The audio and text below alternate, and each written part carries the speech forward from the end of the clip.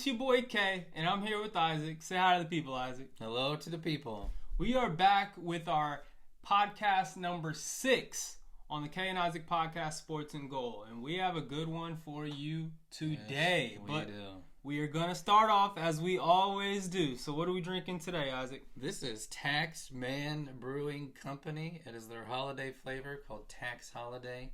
This is made in Bargersville, Indiana. And it says it's a Belgian-style dark ale with buckwheat honey. I have no idea how this is going to taste. But I liked it because of the holiday flavor, and I've heard of Taxman before. They have pretty good beer. So holiday beer. Here, check it out. Cheers to you and cheers to the viewer. To the fans, yep. That's thick. Interesting. It's got an interesting little kick to it. Yeah, it's not bad. Not bad. Yeah, I'll drink it for today. Yeah. I don't think it's my favorite beer that we've had, but it's drinkable. It's not one that I have to... no, I'm good off this one, man. I can see the holiday kind of flavor to it. I get it. It makes sense. All right, so let's go ahead and start this off with getting into our game picks. Yes. So we're gonna start off with the only college football game we had last week. Yep.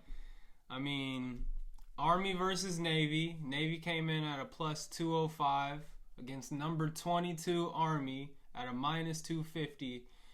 Both you and I had Army. Yes, we did. And Navy won 31-13, pretty convincingly. We'll talk about it later, but that was a tough game. It was. NBA. So we had the Dallas Mavericks, who were 16-8 at a plus 150, at a charging Thunder. They're 18-5 at the time, and they were at minus 180. Thunder won. We got it right. So we both picked the Thunder. Thunder won 118-104. Yeah. Warriors Rockets. Warriors at 14-9. They were at a plus 110. At the Rockets 16-8 at a minus 130.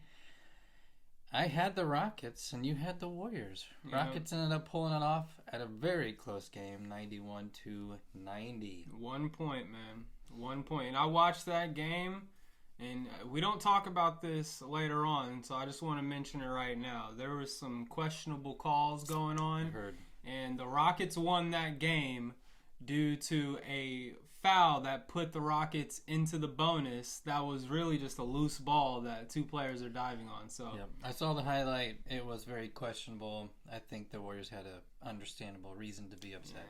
Yeah. Last two games, we had the Clippers at 14-11, at the Nuggets 12-10 at the time. We both picked the Nuggets, and we were right. Nuggets pulled that off pretty easily, 120-98.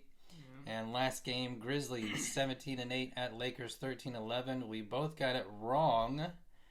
We both picked the Grizzlies. Lakers ended up winning that one, 116-110. Yeah. All right, now getting into the NFL. So for a Thursday game, we had the Rams, who are 7-6 and at a plus 114, going to the 49ers, who are 6-7 at a minus 135. I had the Rams. You had the Niners. The Rams ended up winning in an ugly 12-6. What we both should have picked was the most boring game of the year, because that's what it was. And we would have got it right, because it was terrible. That was not fun to watch at all. Now this next one I'm pretty disappointed with.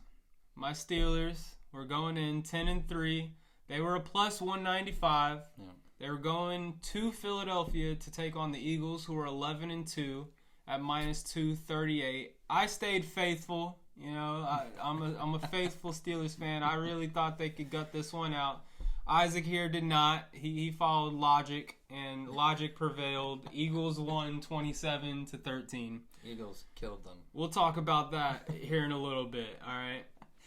Then next up, the Packers, who were 9-4. They came in at a minus 148 odds to Seattle to take on the Seahawks, who are 8-5 at plus 124 odds. I had the Packers winning. You had the Seahawks winning. Packers ended up winning 30-13. Yep. Convincingly, I will say. And then finally, the Bills, who are 10-3. are at plus 120 odds. We're going into Detroit to take on the Lions at 12-1 minus 142 odds. I thought that the Lions would be able to gut it out. You knew that the Bills would prevail, and the Bills won 48-42. Well, Lions made a good run at the end, but it just couldn't hang on. Yep. So that gives us our updated records. I'm catching up a little bit. So I am now at 24-21. You are at 26-19. That's all right. Pretty good. That's all right. Yeah. Just barely over 500. I'll as these next couple weeks come along. That's over. Yeah, a little bit over. But as these next couple weeks come along and the matchups are a little bit more, not as easily predictable, we're going to have to see where we're at. Yep. So let's go ahead and first get into the NFL. All right, so there's a lot of headlines going around in the NFL. As we just mentioned, the Lions lost to the Bills. So Dan Campbell, I wanted to take this quote from him. He was on a Detroit radio station. He says, and I quote, "But you forgot what it was like when you had nothing and you ate your expletive. That molded bread. They're eating molded bread. And it was just fine. And it gave you everything you needed. Sometimes you get punched in the mouth and remember what it used to be like to really appreciate where you are. And we'll do that." So just before this quote, I did actually go listen to the whole thing. He was talking about how his players kind of got used to eating steak because they were on like an 11-game win streak. And he's like, we forgot what the molded bread tastes like. So, I mean, I think a loss like this, and it wasn't an embarrassing loss by any means. Wasn't. I mean, giving up 48 points to the Bills, 48 points to any other team is looking kind of rough, but the Bills are one of the most high-powered offenses. And so I don't think this loss is too embarrassing for the Lions. I don't think it's everything's out the window now. They still are in prime position to be challenging in the offseason. Now, they do have a lot of injury problems. A lot of injury Yeah, a lot of injury problems, specifically on the defensive end of things. And their upcoming games are against the Bears, the Niners, and then the Vikings. So the Bears, who really cares? The Niners, I mean, they shouldn't drop that one either. Now, the Vikings are on a tear, which we'll get into that in a second. But the Bills, on the other hand, are owning their division. Their last 3 games are the Patriots, the Jets, and then the Patriots again. So, I mean, we'll have to see how things pan out for the Lions. Obviously, the Bills are in good position over there, but the NFC is competitive. Yeah. I originally thought, and I think we even were rooting, that the Lions would be a great Super Bowl run. They had an opportunity to do it. To be honest with you, with the way that their team is basically falling apart with injuries. Did you hear about Montgomery? He might be out for the rest of the season. Yeah. And they're testing things today, on Tuesday, to see how, I mean, if it's even feasible for him to come back the rest of this season. Might be a possibility for the playoffs, but right now it's not looking good. But I just don't. It's very, very unfortunate for them because I think everybody had high hopes for them. Unless you can just piece together a team that can stay healthy. I mean, they're going to be young. They're going to be pulled off the practice squad. They're going to be pulling them off the streets in Detroit to try to get enough players to play. I just don't see it, and I really, it is extremely disappointing. But for whatever reason, the Lions have just get hit in the mouth about every single time they play a game, and they lose a lot of players. So I don't see them making that run. I really don't. No, it's unfortunate. I like to keep faith. Dan Campbell is one of my favorite coaches in the league. He's good. If there's anyone who can really represent that next man in mentality, still do your job, and then we can still get to the dub, I think it would be him. But, I mean, it's hard not to agree with you, especially like we're about to talk about how the NFC is shaping up right now with these heavyweight teams. Yeah. I mean, now you still scored 42 against the Bills, so you have to still say that their offense can be effective. But again, losing Montgomery, what does that do? I mean, they still have Jahmyr Gibbs, and so Gibbs is one of the best running backs in the league. It's going to be tough. It's a morale killer. If they're winning games, it's going to have to be shootout type of games where their offense can put up a bunch of points. But what happens when they face I mean, the Bills' defense isn't really even all that, but what happens when they go in and they take on an Eagles defense or a Vikings defense? It's different. Yeah, which brings me to the next point. I mean, is the NFC North the toughest division right now? Because you have the Lions, who are 12-2, right? They just dropped that one to pull them back, and now they're tied with the Vikings, who are at 12-2. You also have the Packers, who are 10-4, which they're third in their division, but they're still up there in the hunt right now, trying to get into the playoffs. And they're winning games.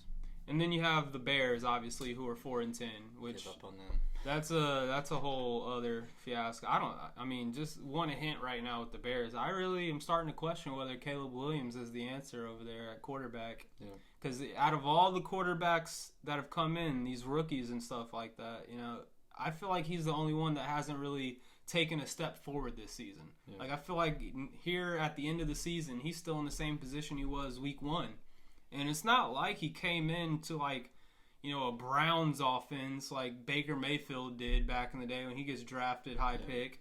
Like, he came in having Keenan Allen, DJ Moore, like some significant weapons around him. Decent players. And a solid defense. And 4-10 is just, it's not good. Miserable.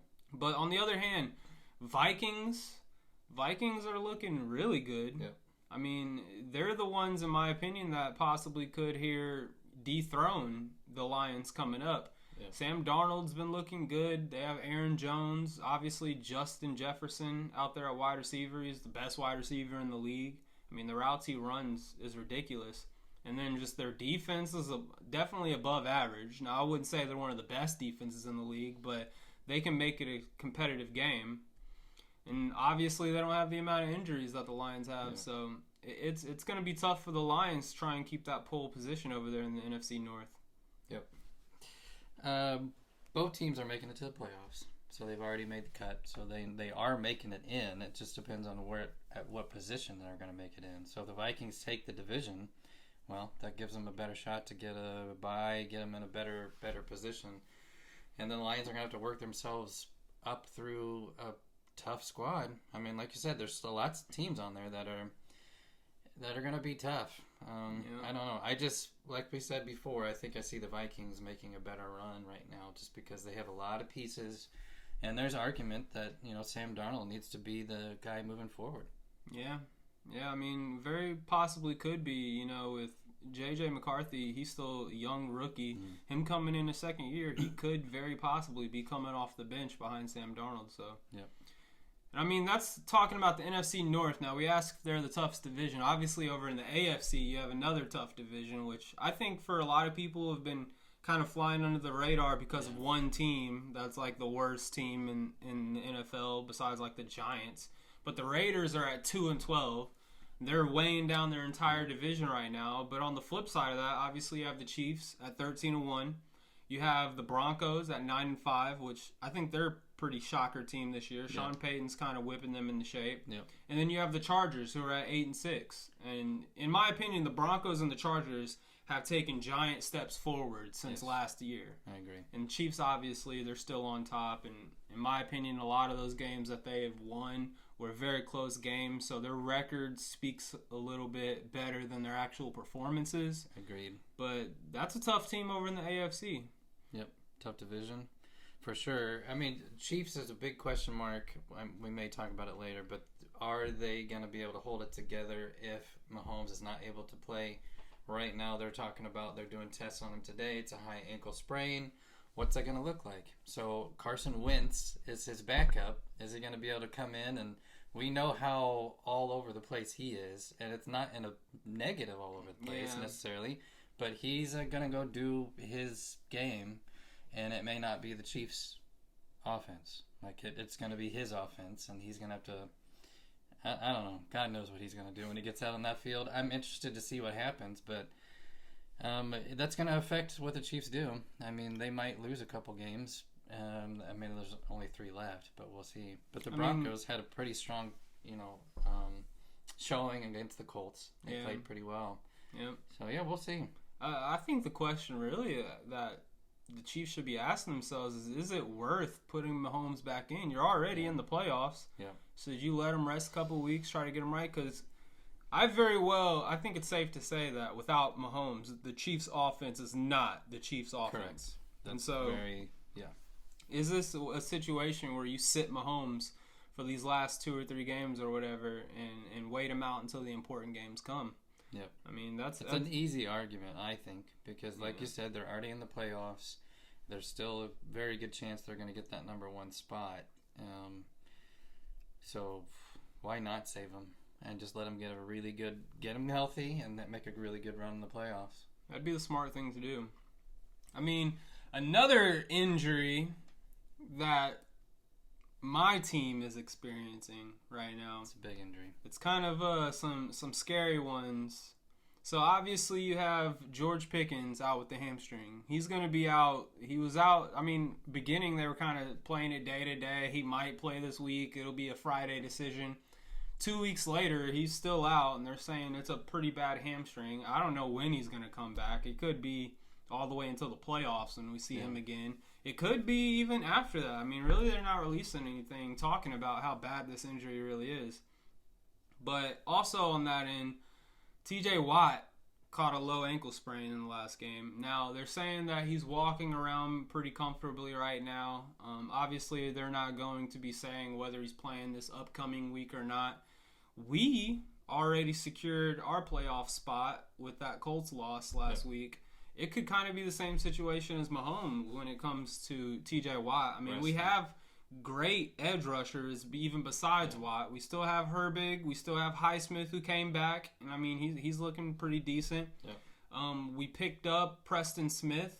So we have some depth there to where you can still try. It's not like a hole in the defense. It's just filled in by a more average player. But let's go ahead and get into that Eagles game that we saw last week. So it was a tough game for me to watch. Okay, like I said already, it's kind of a happy week but sad week. Happy week because we did make the playoffs. Sad week because we lost to the Eagles. Now the Eagles are a great team. They're over there running the NFC right now. I really mark that game up as 2 big ideas. So for one, we definitely need George Pickens. Russell Wilson had 128 yards passing, only 1 touchdown. Our leading receiver was Calvin Austin, who Calvin Austin, when he got drafted by the Steelers, was viewed as maybe he could be a 3rd-string slot wide receiver. For him to be our number 1 target right now is pretty bad. Yeah. If he's our number 3 target, then we're doing good. Like, he's a good 3rd target. But a number 1 target, no. So, I mean, he had 5 catches, 65 yards. Other than that, Pat Freiermuth had 3 catches for 22 yards. He had the touchdown. And then other than that, everyone else had 1 reception. Yeah. So 1 reception each person. We don't have any targets right now. So that's point number 1. We need George Pickens. Point number 2, the Steelers' defense, I view it as the best defense in the league. But we do have holes in our defense. And I think it was exposed last game with the Eagles. Now, part of it was game planning. The Steelers ran a majority of a 1 safety high set, which means that they're loading the box with another safety. What does that tell me? The game plan, obviously, was to stop Saquon Barkley. Yeah. And we somewhat successfully did that. He had 19 carries for 65 yards. But we couldn't stop the pass game with only 1 safety high. And 1 safety high means our corners are majority going to be out in man coverage. And I just think that Joey Porter Jr., he's a great cornerback. He has all the potential in the world. He could be one of the best cornerbacks in this league. But he is only in his 2nd season now, I believe. He's not to the point where he can guard an A.J. Brown. A.J. Brown is top 5 wide receivers in the league right now. Yeah. And he destroyed us. 8 catches, 110 yards, 1 touchdown. Devontae Smith also destroyed us. 11 catches, 109 yards, 1 touchdown. And I mean, part of it's game plan, yes, but that game plan is kind of the Steelers' MO. I mean, what we want to do is force you to try and pass the ball. We want to show the look to where you're going to drop back, and then we want our edge rushers to get home.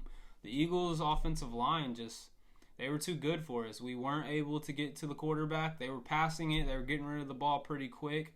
And those wide receivers, they gained space early. So there was really not much we could do, but it definitely showed that, those 2 points. We need George Pickens, and we need better production out of our corners. Yeah.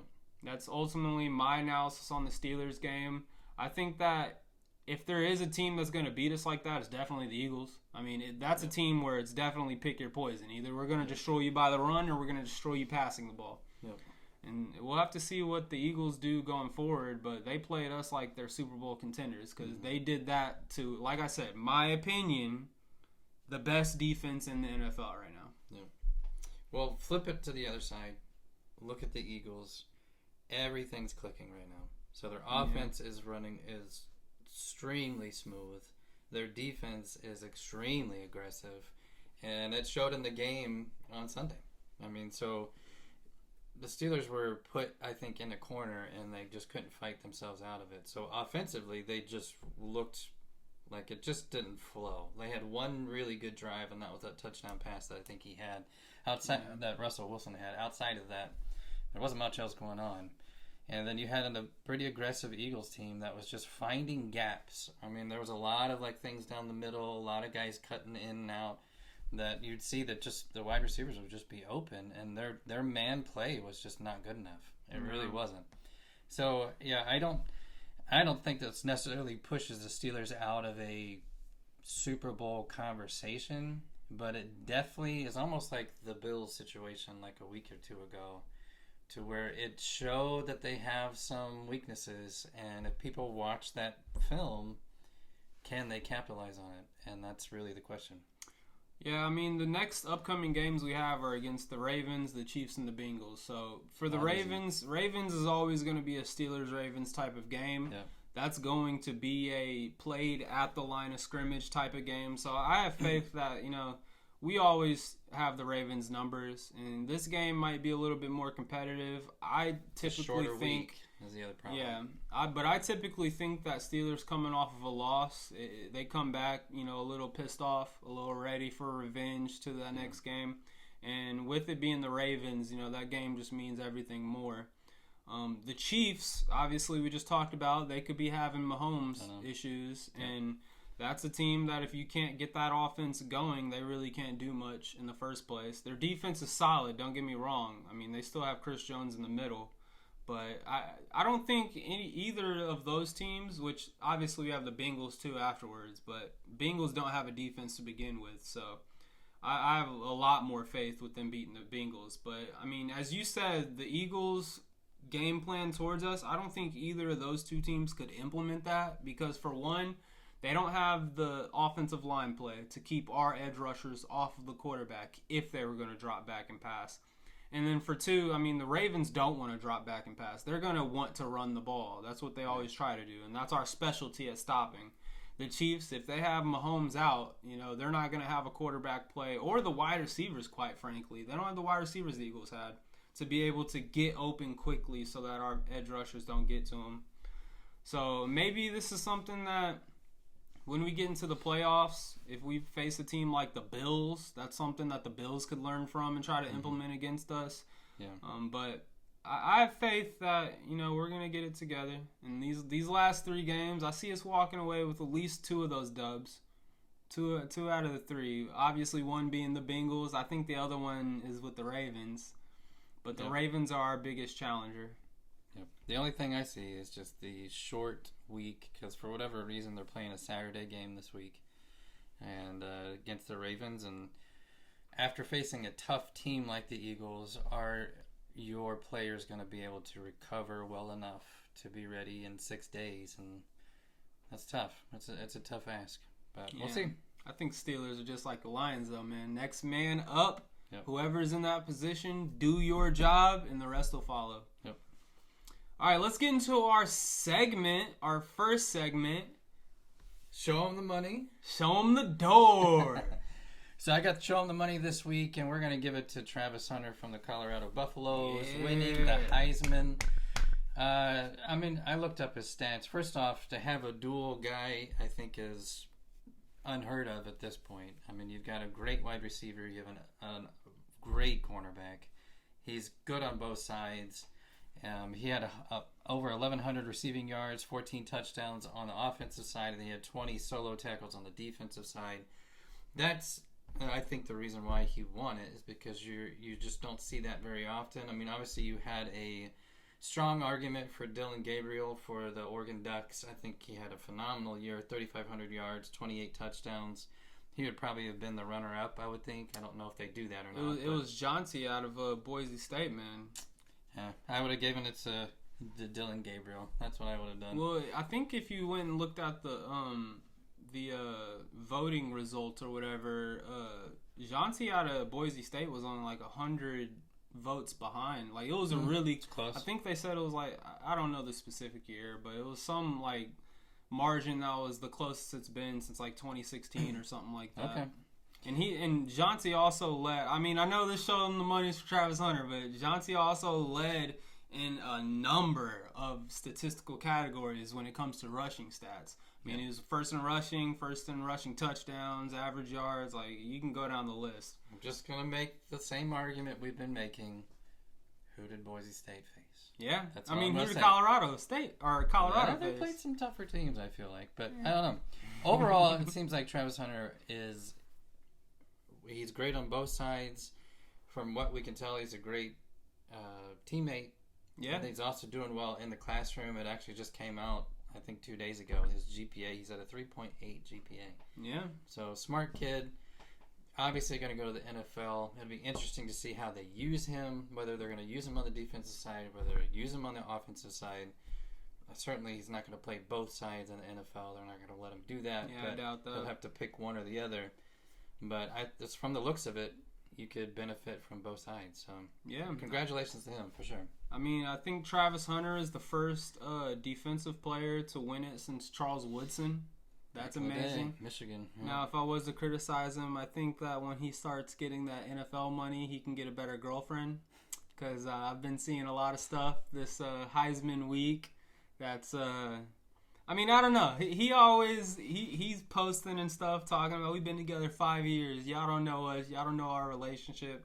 I've seen some clips. I've seen some videos, all right? And everyone knows the internet doesn't lie, right?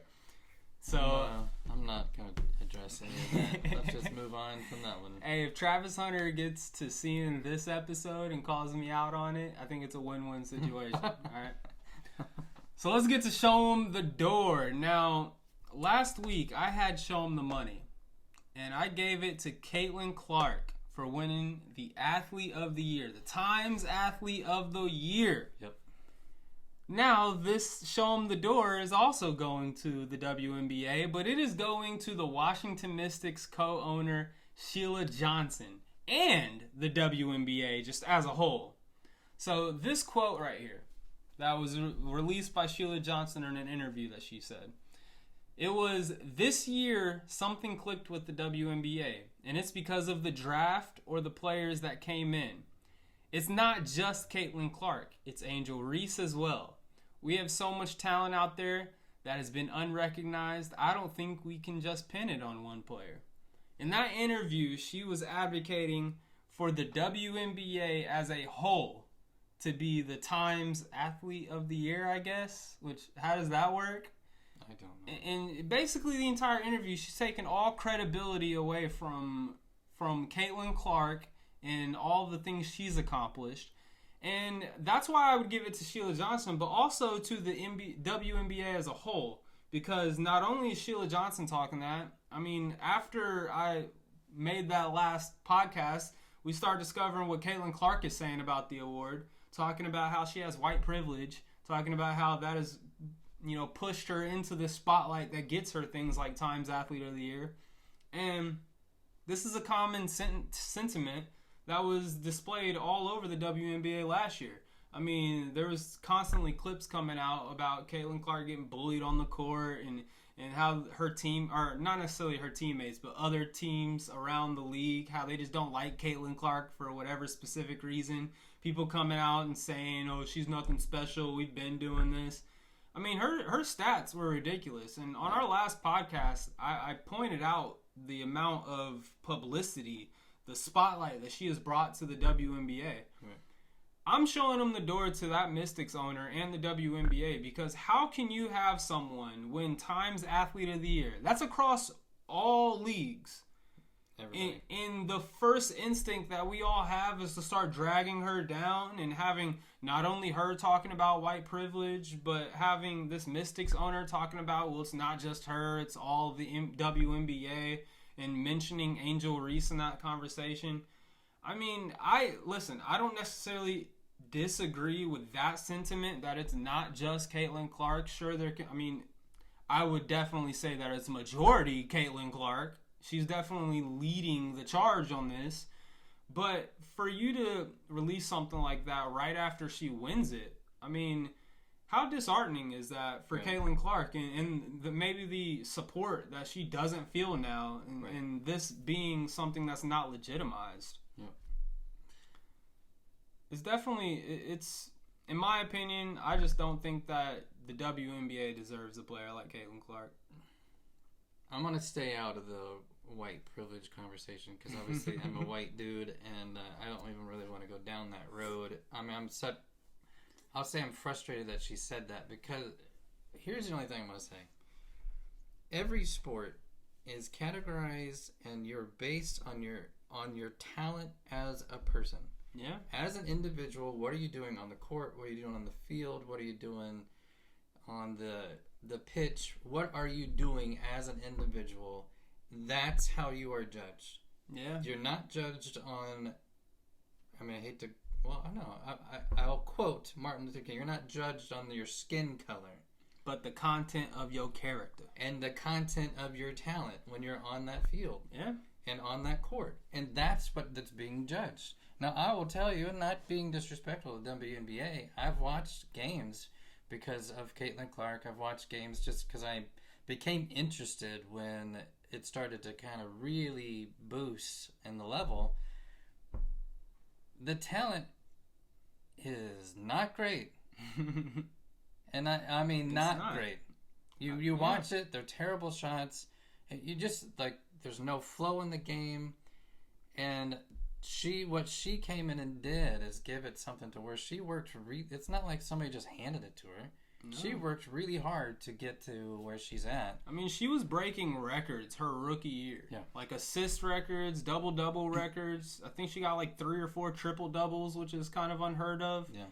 I mean, Caitlin Clark was definitely... If she wasn't a rookie, she could have been in the conversation for MVP. That's how she was performing. Yep.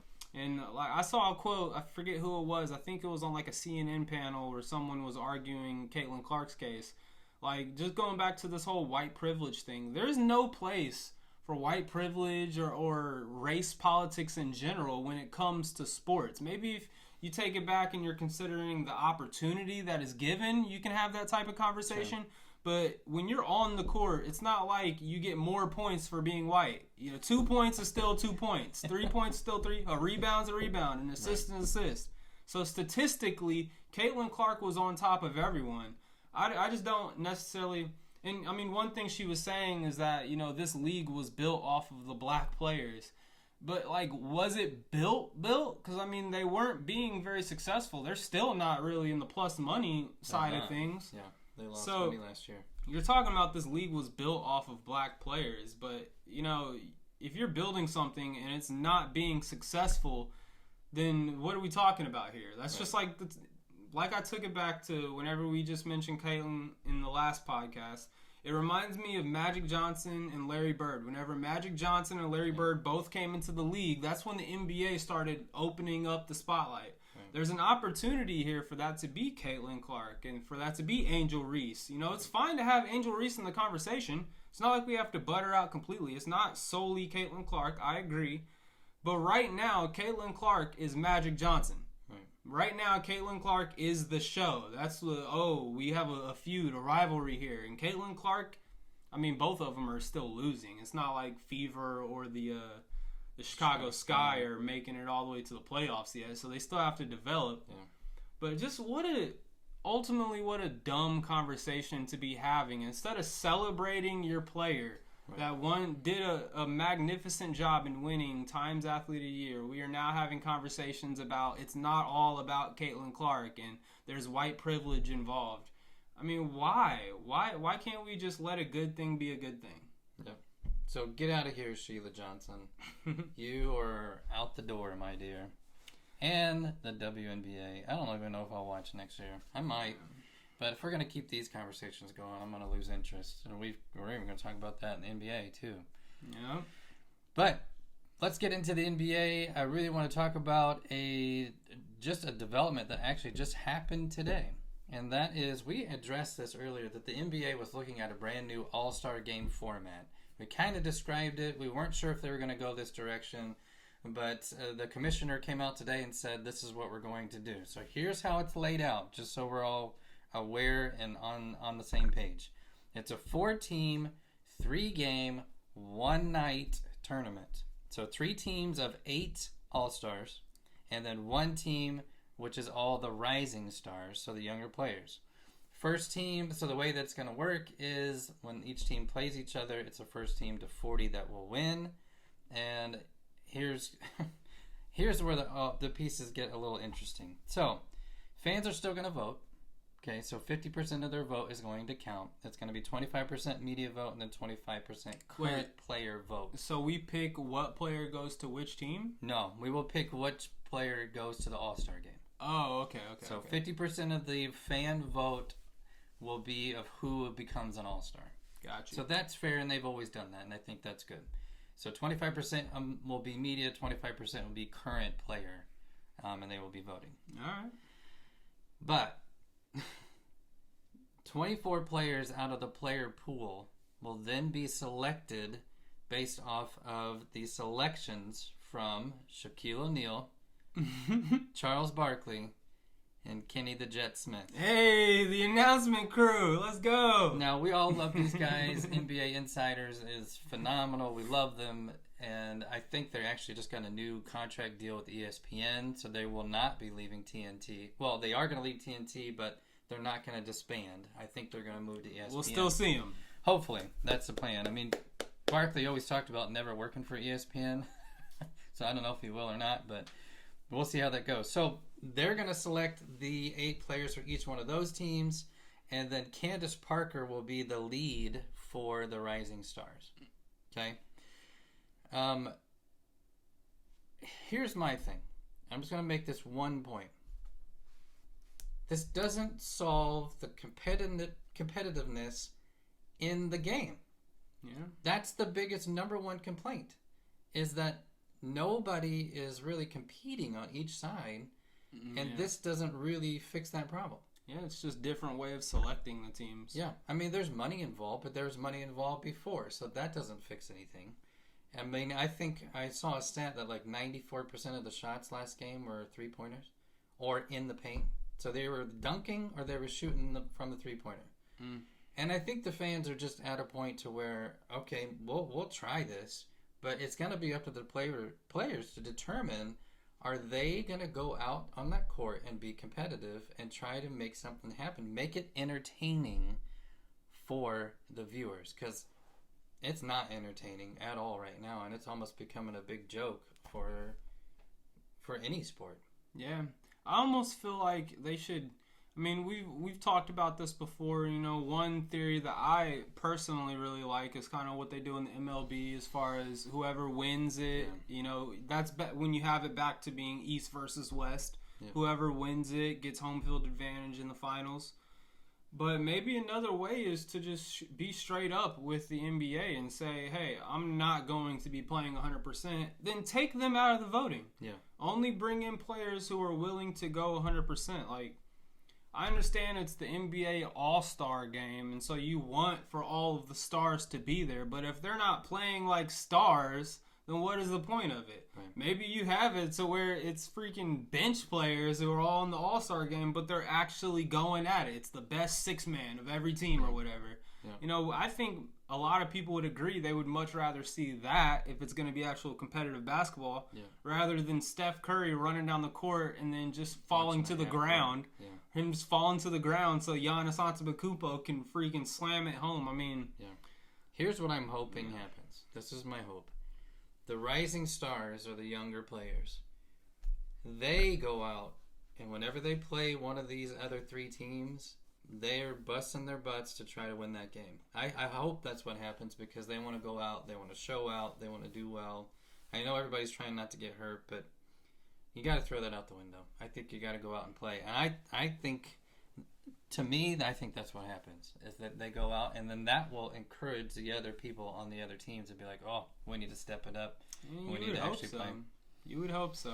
Yep. It's all happening in one night, so we'll see how that plays in. But it's going to be at Golden State Warriors Stadium in February. I don't know. I don't think it's necessarily solving the problem. I also don't know for sure. I don't think Shaq's going to be a coach and Barkley's going to be a coach. I think they're doing a selection of in-game coaches right now to then kind of be, selected to be the coaches of those teams. But I love the fact that they're picking them, but that does go back to what you said. It's not going to be East and West. I mean, there's going to be multiple players on multiple teams from both conferences.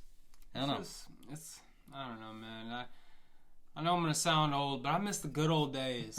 I miss the Kobe Bryant matching up against freaking the Lakers, or Allen Iverson matching up against freaking Kobe, where they're playing, they're seeing each other, and it legitimately feels like that Tupac Biggie, like that East versus West, like which side's better. Right. And even if back in those days they didn't really have something to play for necessarily, they still took it personal to represent their conference. Exactly. And their team, their city, everything. And we'll see what the other stuff's looking like. I mean, 3-point contest will always be the 3-point contest. What's the dunk contest going to look like? Right. In my opinion, the dunk contest hasn't been good since, like, Aaron Gordon and Zach LaVine were doing their crazy stuff. I go back to Vince Carter. Well, yeah. I mean, Vince Carter did some crazy stuff, but Zach LaVine was pretty awesome, yeah, too. that's true. And then the skills challenge, I mean, last year was just atrocious. So dumb. And, the fans aren't even excited to watch it when they're in the stadium, let alone us watching it at home. I mean, you could hear a pin drop when they get done with that thing. Nobody wants to clap because they pass it into a little hoop that has a net. And stupid. It's rough, but, if I know anything, Adam Silver will continue trying to play with it and continue trying to get his viewership up, which isn't doing too hot, but we'll talk about that here in a second. Yep. First, I want to talk about, right? Let me put on my tinfoil hat here. Okay. We should have made you one. Yep. LeBron James just missed 2 games, right? Over an 8-day absence from the team. Now, he's just come back. He's ready to play again. And the explanation, right, post him coming back, is that he had a foot problem, so he had left. He'd gone to one of his many mansions around the world to treat his foot over this week process. But I just have some questions, right? Just some questions. Fair questions, I would say. For starters, why was he not just listed as injured, right? Like every other player when they get hurt. Why was he not listed with a foot injury? Why did J.J. Redick say he doesn't know where LeBron James is, right? It was listed as personal reasons of why he was gone. Why would he leave the team for 8 days? Not showing up to practices, not showing up to team media, not being there at the actual games, at least sitting on the bench watching the other players play. Yep. I just have some questions. Is this, some type of special treatment for the GOAT? He's the only person in this league that can get away with something like this, to where they're like, go do you. If you tell us you're injured, we believe you. Go treat it yourself. Come back when you're ready.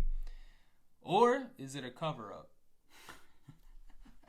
Is it a cover-up? Was he somewhere else doing something else that may relate to things outside of basketball that he may or may not be dealing with? Okay, I'm going to say 2 things. Number 1, I think back to the documentary on ESPN about The Last Dance with the Bulls. Dennis Rodman, in the middle of the playoffs, in the middle of the championship, said, I need a couple days. He tells Jordan, tells Phil Jackson, tells Pippen, tells Kerr, I gotta go. So he takes a few days off. They said he's either got to do that or he's not going to play well, so they had to let him go. Was it Pippen or are you thinking of Dennis Rodman? I said Dennis Rodman. Oh, I thought you said Pippen. Nope, Dennis Rodman. So, not to say this is the first time this has ever happened. Okay, but I don't think... I'm trying to think back because I did watch all their playoff games of their championship. Did they address that? Did they say that Rodman was gone? I can't necessarily fall back on that. So it could be a situation to where he's getting older. He's at an age now to where his body's not going to be responding as well as it should to recover from injury, especially if it's an ankle, especially if it's something that, it's just going to take a little bit longer. And he's driving that team right now.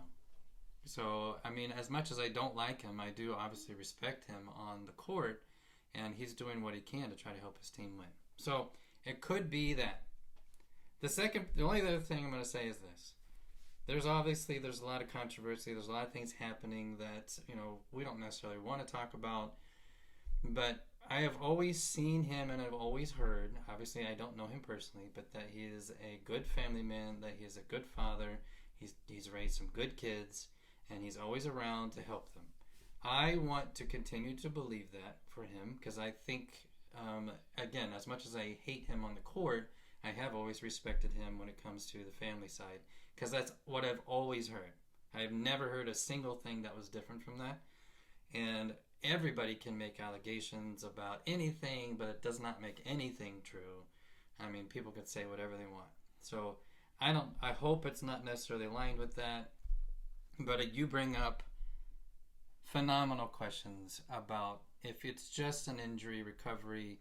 One, the coach should know. It should be addressed. Talk about it and just say that's what this is about. And then problem solved. Yeah, then there would be no questions, right? There would be no speculation. It really is that simple. And maybe it's a Lakers front office thing that they just completely missed the mark on this one and didn't do their job. I mean, it could be the case too. Yeah, I mean, I'd like to agree with you. I think that LeBron James has proven over his 20-plus year career that he has been nothing but an upstanding citizen, upstanding father. He's raised a couple of good kids, like 3 or 4. I don't know how many he has. Yeah, I only know about Bronny and then like Bron or somebody else. I don't know. He has a daughter too, I think. Yeah, but he's raised some pretty good kids. He's kept his. There's never been any type of scandal involved. Mm-hmm. So he did come out at one point in his career and said that there's no party like a Diddy party. He did. That'll always stick in my brain. Yeah. That's why he will always, in some degree, be associated with that. Yeah. But in this instance, I would like to believe that it is just special treatment for the GOAT. It is just hey, JJ, I'm going to be leaving for a week. Don't say nothing to nobody. And he's like, you got it, Bron. Yeah. And then he gets back and he's like, hey, I was just sitting on the couch treating the foot. And JJ's like, I believe you, buddy. And I hope it is just that. But there's a lot of speculation going around, though. Yeah. I might say one word, and I hate using this word because I think it's overused. But it is the right of the fan to know what's going on with these players. I think it is because who's paying their salaries? Well, it's every single fan of the Los Angeles Lakers that is buying the tickets, that's buying the concessions, that's going to games, that's buying apparel. That's who's paying for these people to continue to play the game that they love. And I feel like that gives us... Now, it doesn't mean like if it's a personal family issue, we don't need to know every single detail. But if you're taking a week off and missing 2 games that fans are paying tickets to go watch you play, and you're not going to tell anybody till afterwards what's going on, I don't think that's fair.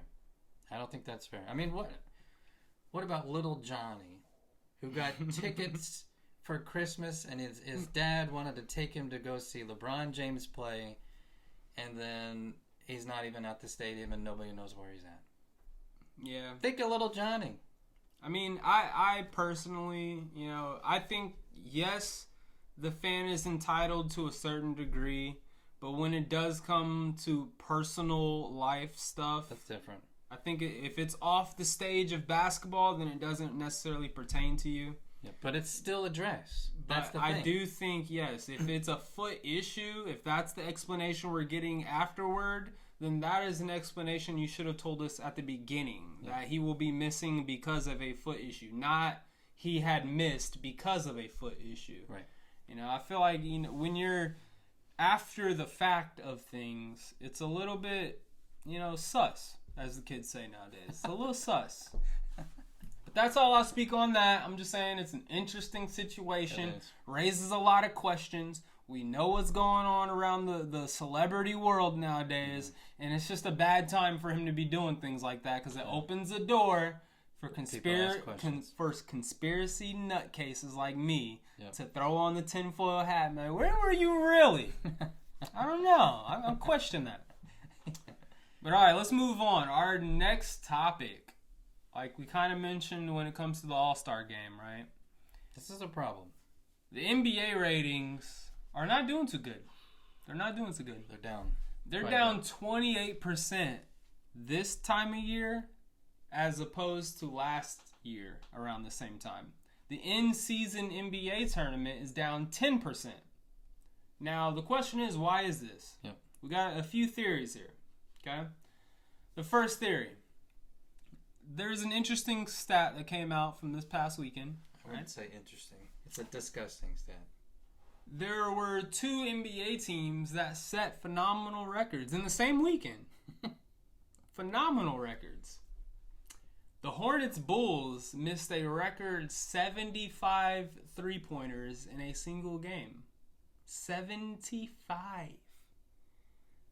At the same time, the Warriors and the Mavericks made a record 48 three-pointers in a game. I mean, what do you make of those numbers? 75 threes. That's not even including the threes they made.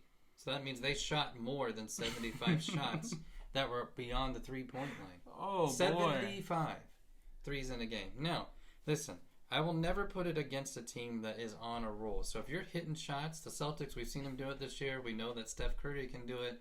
And the Warriors, we know that other Cavs can do it.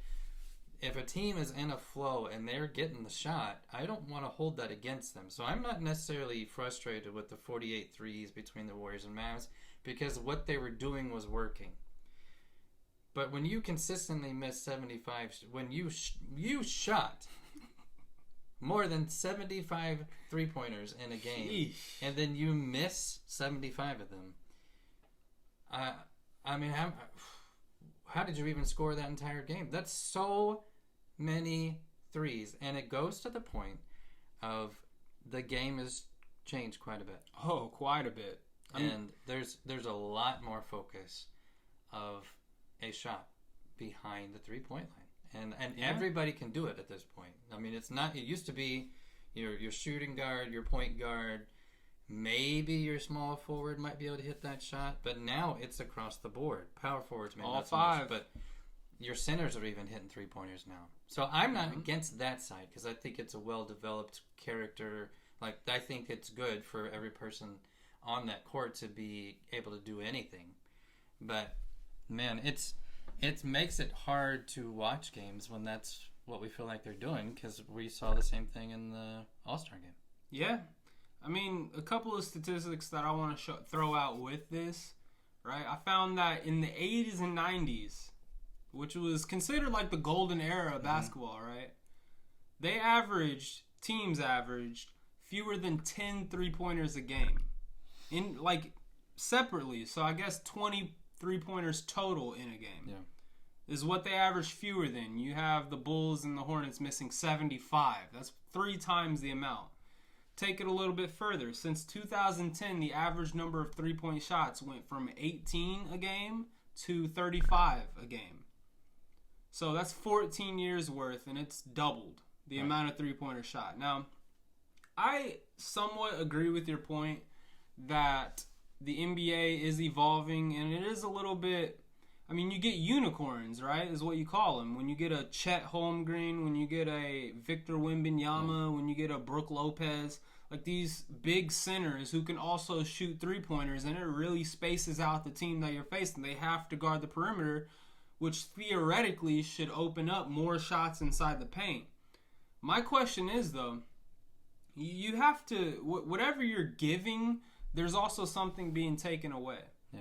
Now, you go back to the Bulls of the late 80s, early 90s. Like, what did their team look like? You had Jordan slashing. You had Pippen slashing. You had Steve Kerr shooting. Yep. You know, you had the big men being in the paint, getting the boards, posting up, getting rebounds and putbacks. Yeah, Rodman, Longley, Winnington. Yeah. Ron Harper was the one that just kind of drove the team. I mean, you had the team that you expect in the NBA to run a team. That's exactly what you look for. Yeah, and players like Rodman, as you mentioned, he's specific. I mean, he came out, I don't know any specific quote off the top of my head, but I'm sure he's been quoted multiple times of being in the mindset like, I know my role. I don't need to take 3-4 shots a game. Yeah. I'm just going to get the rebounds, pass it back out to Jordan. 20-plus rebounds a game is what his hope was. Now, when you get to the current NBA, it's almost like when you get a Victor Wembanyama and a Chet and a Brook Lopez, these players are like, well, I can get up 3 or 4 3-pointers a game. So that's what you're now giving, but what are you taking away? Those 3 or 4 that are going to the center that they are more likely to miss, because bigs are more likely to miss than guards are. Sure. Yep. You're now taking those shots away from the guards who specialize in this. Right. So, and like I said before, if you're now a 3-point specialist that's out on the perimeter, what does that mean for a guard? Well, that means if they're spacing out the entire floor and the lane's open, what are you doing now? You have the potential to make a 3. Right. You could pass it deep and you be open on the perimeter and they have to pass it out to you for a 3. But now since you were out on the perimeter, you have a choice to drive the lane.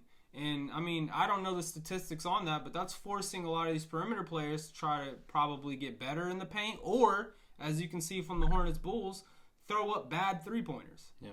I mean, I think that it's going to be a give and a take. It's not going to be like, well, now everyone can shoot a 3-pointer, and so everyone's going to be making 3-pointers. Yeah.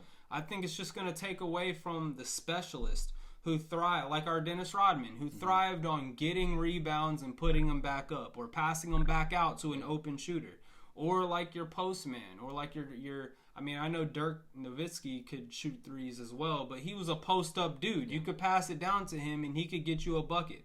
Yeah, and it's not to say that the defense in the paint has gotten any better to the point where people can't go in, can't drive anymore. No. So you can't use that as an excuse to say, well, I'm just going to start, shooting up 3s because, well, I can't do anything in the paint. That does not happen. It actually has gotten worse in the paint because you can't foul every time. Every time you touch them. A little bit of touch, and then you can't do anything, and that's also not how it used to be. But you would think that if fouls are being called a little bit easier, that you would be more likely to drive the lane to draw the foul. So you can get the free throws. Yeah. I mean, absolutely. Interesting. So, I mean, that's one point of why ratings could be down. Is it because of how the game is played? Yep. A second one, which, let me throw back on my tinfoil hat again. All right? I guess it's not much conspiracy related because the NBA last year was blatantly political. Last several years, yes. Yeah. But it really ramped up as this election started coming way. I mean, every single commercial was vote. Your vote matters. Go vote. Which I know vote is more of it's apolitical. Across the board. Yeah. It's an apolitical terminology. You know, the Republicans and the Democrats both tell you, go vote, right? Yeah. But when you're an NBA that has Steve Kerr, Greg Popovich, Doc Rivers, people like Jaylen Brown, like LeBron James, pushing these specific agendas that I would say, now this is, I guess, more so opinionated, but I would say aligns a lot democratically. Well, yeah. Very much so. I mean, they weren't shy about it. They weren't at all. Now, when you're having those agendas from your premier stars of the league, and then you have the cutaway commercial that says, go vote, it's almost like, hey, these are all our beliefs. You know, this is what we think is going to be correct for our country. Now go vote.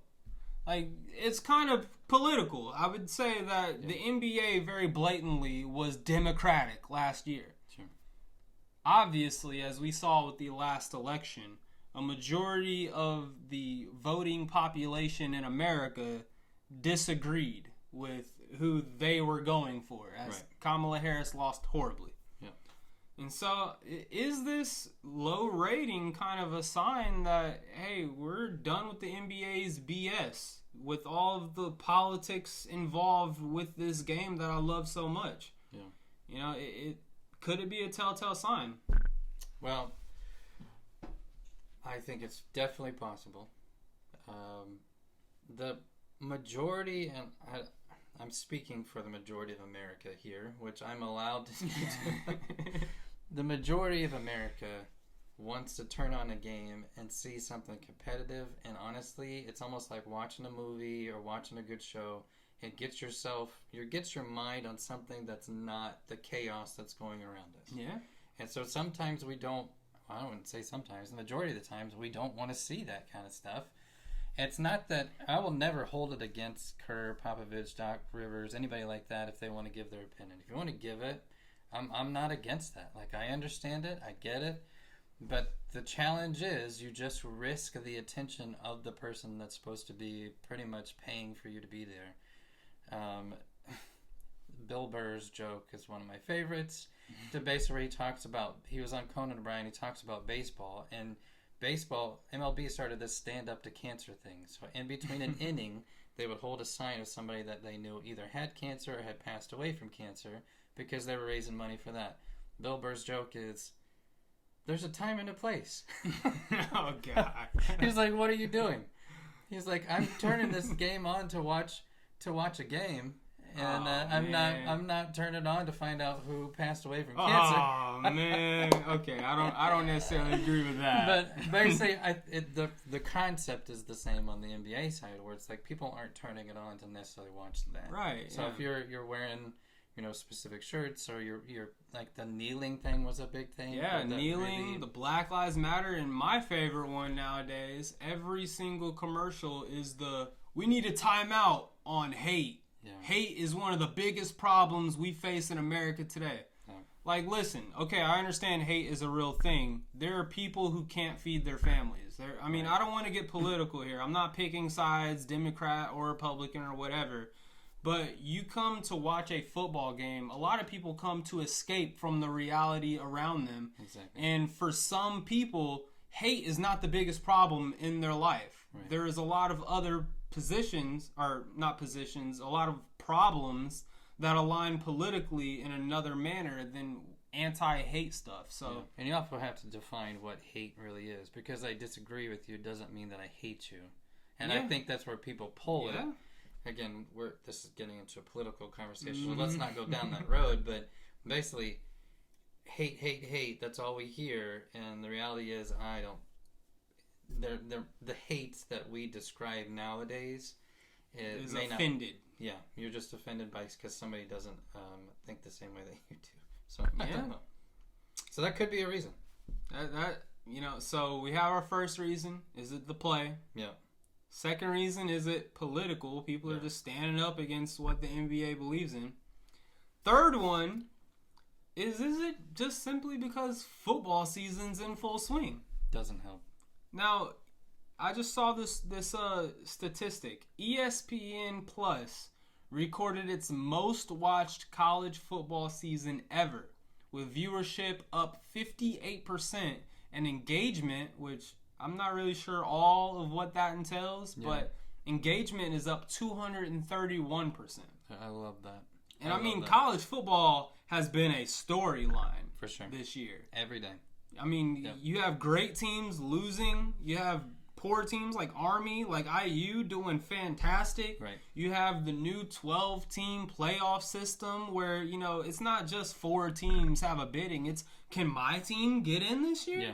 Like, that's what a lot of people are wondering. Yeah. And obviously, I also would like to mention that NCAA football came out this year, so that does help. There is a stronger connection between the fan base and the players on the field, to where I'll be straight up with you. Other than like the first round of draft picks in the NBA or in the NFL last year, I probably didn't know any other college football players. Yeah. And now since NCAA came out, I play NCAA a lot. There's a lot of players that I recognize from teams that aren't even in the top, getting drafted. Yeah. I played my first season with Ball State. Went 6 seasons with them. I know him like the back of my hand. Yeah. You know what I'm saying? Like Yeah. there's a lot stronger connection to football nowadays. And so is that the reason why the NBA ratings are down? Is because we're just so invested in the football season. And does that mean that the NBA season ratings will pile up once football season's over? Yeah, could be. No, last year... I'm going to grab a beer real quick. Yeah, help yourself. So last year, this is an interesting stat. They showed the top 100 highest rated TV shows, or basically like things that were on TV at the time. So 100. 97 of them were NFL games. 97. And not a single NBA game was on that rating. So like the Oscars was on there, and I think something else was on there, maybe the Grammys. Well, I don't think it was the Grammys, I think it was Oscars and something else. So I think their football is quickly becoming NFL, or the sport of the United States. It's the thing that we love. I think like people used to say it was baseball. NBA, I think they had a huge rise at one point. The challenge was NBA just made this massive TV deal, and a lot of the sponsors and people that brought the stations on or the games on are now, they're not panicking, but they're not happy. Yeah. I mean, it was like a $780 billion, something insane, $78 billion deal, and it's for 11 years. So it's extensive, and it's a ton of money. So that's where I think people are panicking. But if I had to give my opinion about what the biggest thing is, I think it's the play in general. I think it's not what it used to be. It's not as competitive as it used to be. There are good players, there's good talents, there's good people that are playing the game. But when you're dunking and shooting threes the whole game, I think people tend to lose that interest. They really do. Yeah, I mean, I'd say, kind of going off that point, the NBA has turned into an offensive league. A lot of these games very much so kind of seem like who's going to score more rather than who's going to get the most stops defensively. Yeah. Now, that's one thing I've always loved about basketball. I remember back in my heyday when I was just starting to get involved with watching basketball and being an actual fan, one of the people that I really liked a lot was actually Tony Allen. Do you know who Tony Allen is? Mm-hmm. Yeah, not a lot of people know who Tony Allen is. Tony Allen was a defensive player of the year. He played for a lot of different teams, but his prime was with the Celtics. You gotta look him up, see what he looks like. I believe he was with the Grizzlies, too. Was like the 2 times when he was in the prime. But he was a player that would go out and he would guard your Kobe Bryants. He would guard your Tracy McGrady's, your Ray Allen or your Paul Pierce. Like, whoever the other player's star or the other team's star player was, he would be the one to guard them. And it was clamps all day. Now, I'm not saying we don't have those type of players nowadays. There's definitely some good defensive players. You got like Herbert Jones is a great one. Mm-hmm. You still have, if he ever plays, Kawhi Leonard involved in that conversation. Jimmy Butler's great defensively. Yeah. But all of these players that I'm mentioning are also, they're more like two-way players. They're also expected to put up 12, 15, 18 points or whatever. Yeah.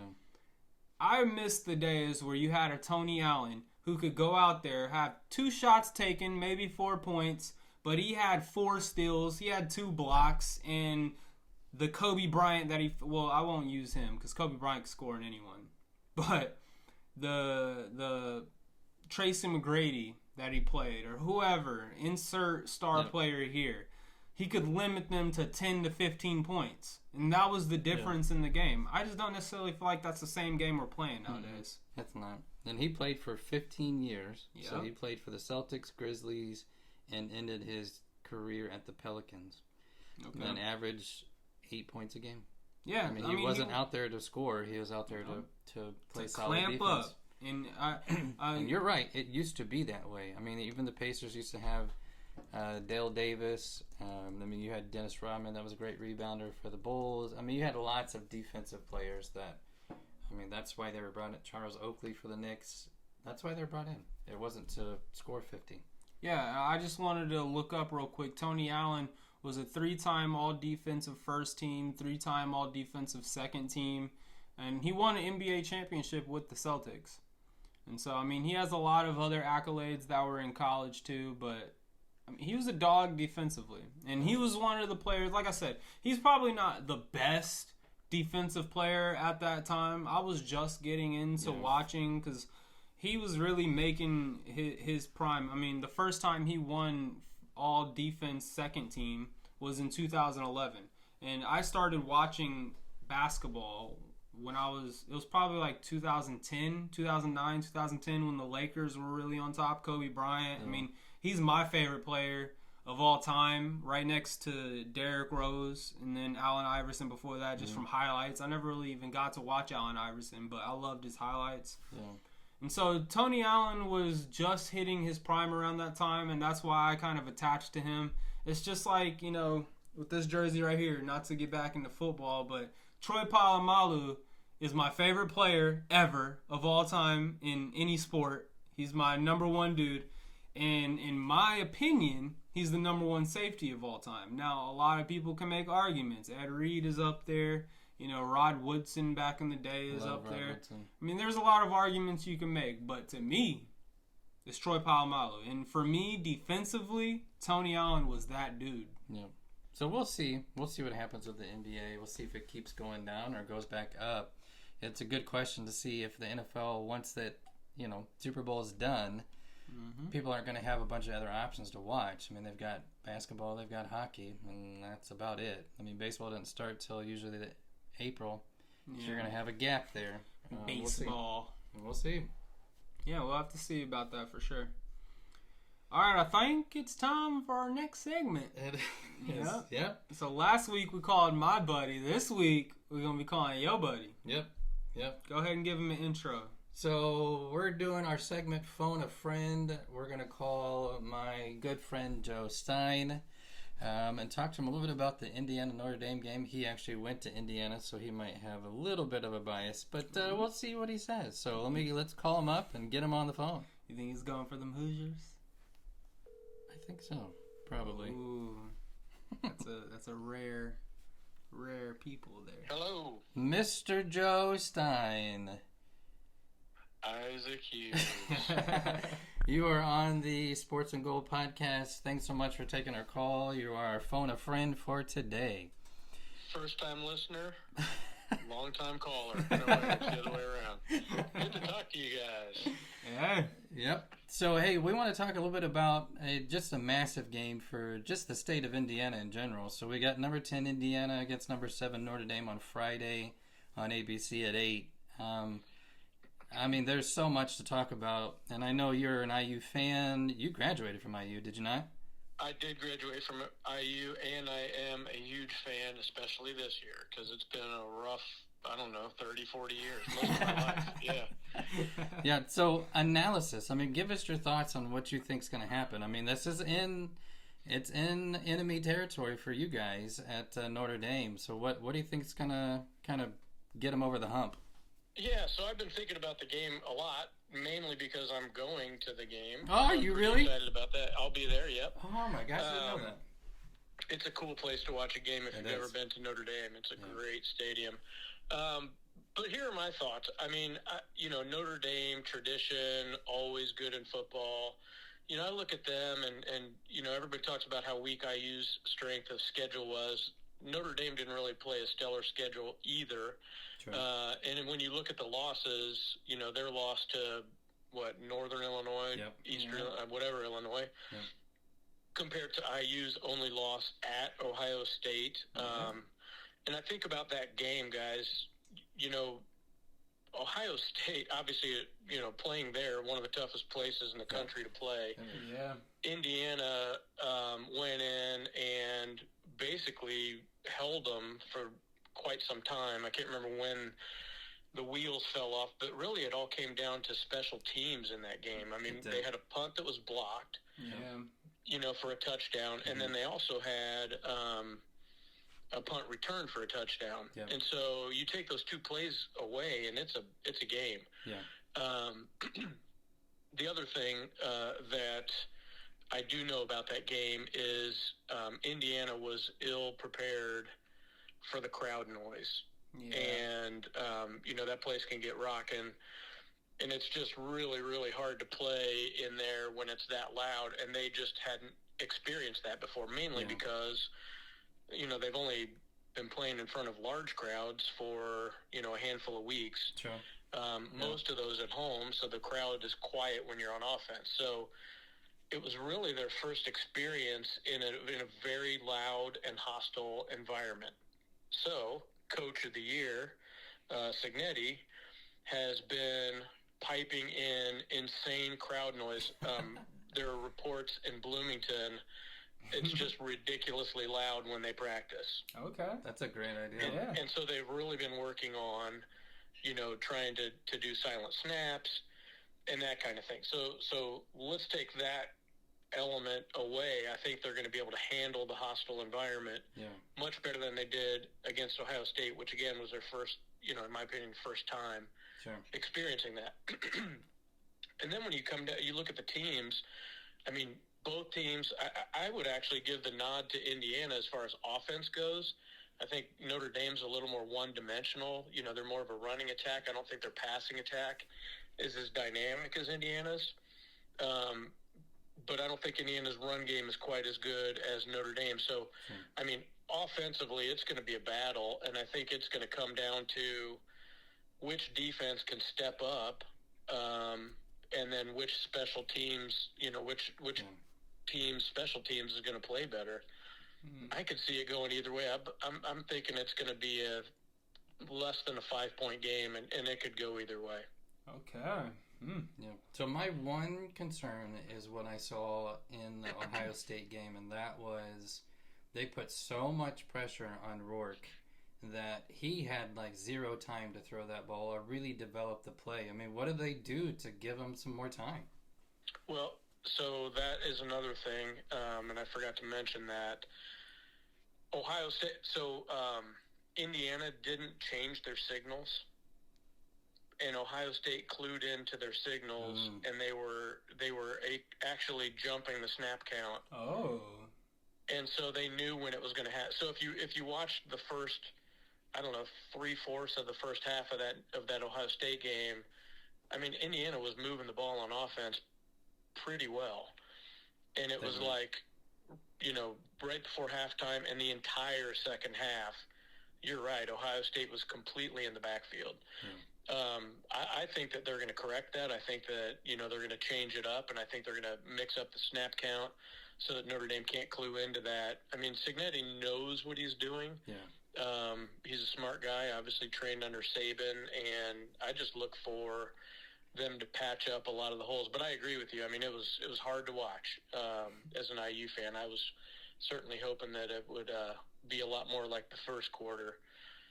But they came loose. But I expect them to patch things up and take control. Caleb, are you an Ohio State fan? Oh, no, I'm not. My brother Just is. your brother, right? Just yeah, your brother. he is. I like Michigan.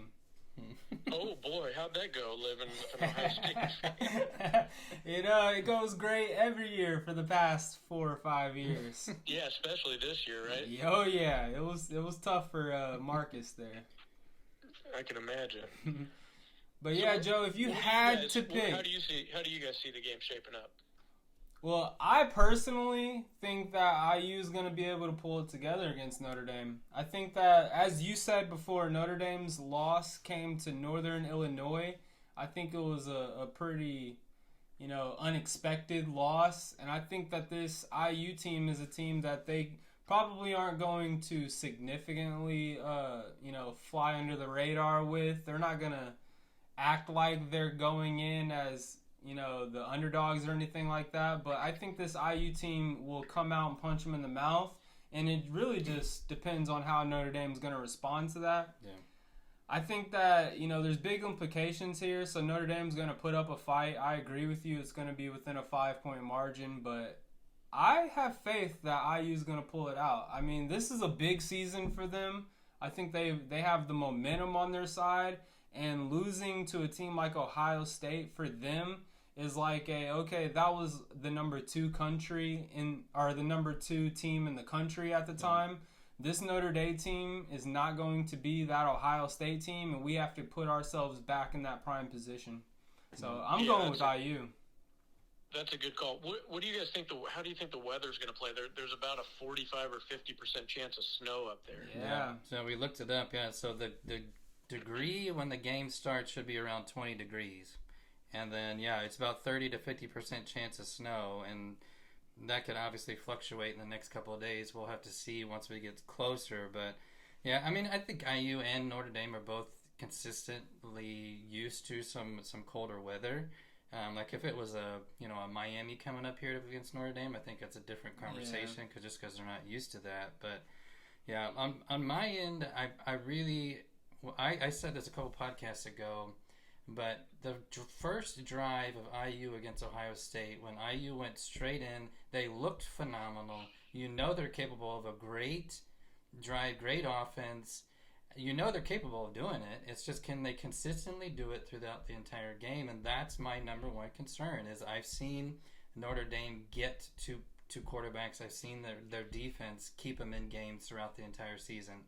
So I mean, my initial vote, or I guess my pick, is Notre Dame, and I think it's strictly because I think they play an Ohio State game to where they put pressure on them, and Rourke just really can't get something developed. But either way, I mean, I'm more of a Notre Dame fan, but I'm excited that Indiana teams are in the playoffs. I think that's fun to watch. I wish they weren't playing each other and they actually maybe had a chance to meet later on down the road. But regardless of who wins, they play Georgia next, which is just going to be a nightmare of a game for either team. They're going to have to play it top-notch category the entire game. I mean, there's just no options otherwise. Yeah, I don't see either one of these teams making it past the next game. Yeah. You know, Georgia, I think, is just too big and strong and fast. Hey, I do have to give our boy Rourke some props, though. I got to give him a little bit of the edge because he's from Canada.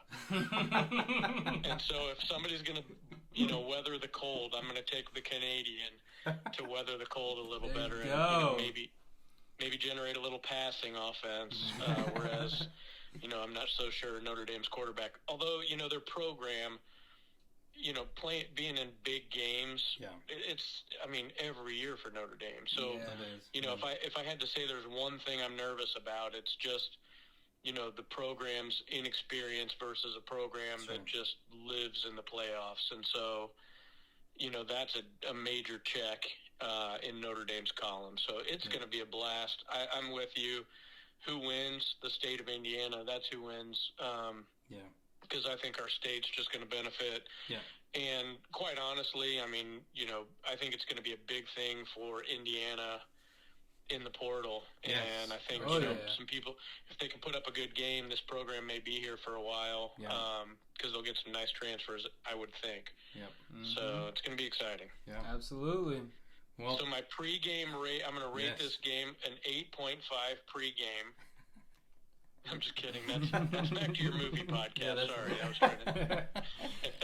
But if you do have to give us a specific winner of this game, who do you think it's going to be? All right, I'm going to go 31-27. The Cream and Crimson. Hey, there it is. All right. No, that's awesome. Well, thanks so much for hopping on the call with us for our Phone a Friend segment. I'm with you. I think we're all in the same boat. We just want to watch a really good game on Friday, and we'll see how it develops.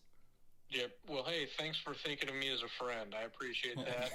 It's good to be on your show, and hope you guys have a lot of success in the future. I do like watching you guys. You're good chemistry, and I think that it's tell your friends. These guys are worth listening to. So we appreciate that. Absolutely. All right, sir. Well, I appreciate it. We'll talk to you guys soon. Thanks, Joe. Go Hoosiers. Yep. See ya. Bye-bye. Bye. Well, yeah, I think he hit the nail on the head right there with this is a win for IU or for Indiana football just as a whole, and great insight on IU's practices and stuff cool. like that. That's you know, really cool. I playing, didn't know and that. then the Canadian quarterback. I didn't know that either. I didn't know Rourke was from Canada. Yeah. So hey, he gives me a little bit more faith in IU and pulling this out. Yeah, it's also a great point too that when the portal happens, who's not going to want to go play for IU with a coach like that? I mean, his goal is not to be fancy; it's to win. Yep. And that's what I he think does. That's going to draw a lot of attention. What did he say? He said, "Google me, I Google win." me. Yeah. Yeah, that's the man right there. Yep. So that leads into college football. We did pretty much just dissect that game. Just reminder, the winner plays Georgia on New Year's Day. Mm-hmm. So either team that wins, I'm excited for them, and I hope they go in and kill Georgia. It's going to be a shock tough game. the world. Yeah, it's going to be tough. But I think they can, everybody has a shot in the college football bracket. Yeah, That's any the cool given part. Sunday or Saturday too, I guess. Yeah. Or Fridays. Yeah. Whatever day they're playing. Or New Year's Day, I think it's a Wednesday, so we'll have to include a Wednesday on that too. The game last weekend, only game, was Navy against Army, and I think it kind of shocked everybody. It did. It shocked me for sure. Yeah, except for Tim. Tim knew that was happening, but everybody else, midshipmen. I mean, look at him, 31-13. Here's the biggest stat that I think popped out. Blake Horvath. I didn't know much about him. QB for Navy. First stat, okay. I mean, he was 4 for 9. He only threw it 9 times. 4 for 9, 107 yards, but he had 2 touchdowns. But then he ran it 25 times for 204 yards, 2 more touchdowns. So for that quarterback himself, he had 4 touchdowns for that entire team. And the other big kind of glaring issue was Bryson Daly for Army had 3 interceptions. That was the difference. I watched the game and they were killer interceptions. I mean, on drives that they were moving, and it just mistakes. I mean, they really were mistakes that probably shouldn't have been made. Yeah, I mean, the game was pretty much how I expected it. It was a run it down your throat, run it to the outside. After we've ran it down your throat, ran it to the outside about 10 times in a row, then we'll do a little play action and pop it out or something. Yeah. It's just, it really came down to Blake Horvath versus Bryson Daly, and It really did. Blake had the better game. Yeah. I mean, it was entirely... I don't want to take anything away from any of the other players. The running backs matter, the wide receivers matter, the offensive line, the defense matters. Mm-hmm. But it really just came down to Bryce Daly's 3 interceptions and then Blake Horvath catching the ball, running it right up the gut, 6-yard gain. Yeah. Versus Blake, who catch the ball, run it up the gut, 2-yard gain. Right. It was just a little bit of that difference that made all the difference in the game.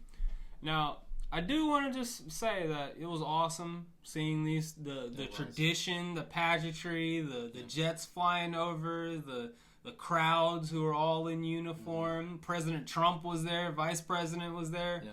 I mean, it was really cool to see all that. And ultimately, I saw a clip from who was it? Jocko Wilkes, I think his name is, where he was like, ultimately, who's going to win this game, Army or Navy? And he came out and he was like, America wins this game.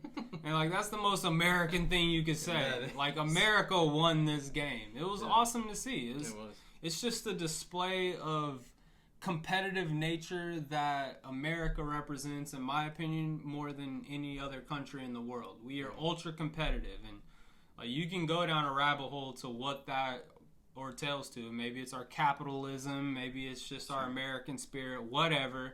But this game, Army versus Navy, was one of the more patriotic, I would say, games this entire season. Yep. Well, I think, too, the other part was that they actually were 2 good teams for once. Yeah. And not to, discredit any of the teams before, but it's been a while since you've had a competitive Navy team against a competitive Army team. And both of them, I mean, again, we both picked Army because we had seen Army play and they had a pretty solid season. And Navy comes out and says, nope, we're going to take this game. And they both played really well against each other. So the question is, or I guess not a question, but more so of what does it look like to keep that momentum going for them for the next couple of years? And you got to give it to these guys who their first priority is serving our country. Yeah. That's incredible. I mean, I'm not man enough to do it. That's why I never did it.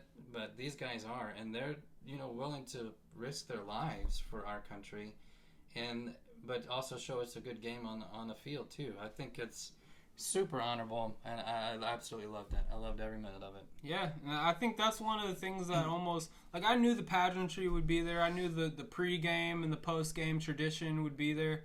One of the things that really, like, I wouldn't necessarily say caught me by surprise, but I would say, like, kind of touched me in the patriotic spirit was during the game in their commercials and their promo cutoffs where all of the players you see on the field are actually in uniform and they're talking about their country and they're talking about, like, the real reason why they're there. And I'm like, it does remind you that these are, yes, 18 to 22-year-olds, but these people who are playing for the Navy, playing for Army, playing for Air Force too, you put them in that category as well. Yeah. They're a step above your average 18-year-old. Like, they're out there serving our country. Yes. They're out there actually doing the world's work. They're not just out here playing a game. Yeah. So it was really cool to see. It really touches home, and it gives you a little bit of pride in being an American. Yeah. And it's cool that they do it every year. And I think it'll be something that I now watch and enjoy every year, because I have to be honest, the past couple of years it's like, well, I wasn't that interested in the teams, but now it's like it's awesome to see it. So after this, so Army made it into the Independence Bowl. They're going to play Louisiana Tech, and the Navy is playing in the Lockheed Martin Armed Forces Bowl against Oklahoma. So good luck. Yeah, Oklahoma they went 6-6 this year, so they had a rough year, but we'll see how Navy plays against them. They took down some tough teams. I know they lost against some teams too, but I believe, didn't Oklahoma, who did they beat? Alabama? Was it Bama that they beat? I don't remember. I'll look it up. I'll Okay. look it up. Okay. But Oklahoma is definitely one of the top teams in college football, even though their record doesn't necessarily. But in my opinion, just because they're in the SEC. Yeah. I mean, the competition they were facing. Podcast, yeah, and that makes a lot of sense. Who do they take down? They took down... I mean, they had some close games against, like, Ole Miss. They beat Alabama 24-3. So, yeah, and they beat Auburn, too. They had a close game against Tennessee that they lost. I mean, they're a tough team. Yeah. They're a tough team. But really, I mean, besides who they won to, who they lost, even their on-field performance, it really comes down to that competition factor. And, you know, Navy is Navy, and they did just beat Army. Army's a tough team, but an SEC team, good luck. That's all I'll say. Yeah. So last point with college football, we'll briefly touch on some of this stuff. There's just a lot of things happening in college football. I think the NIL deal thing has really...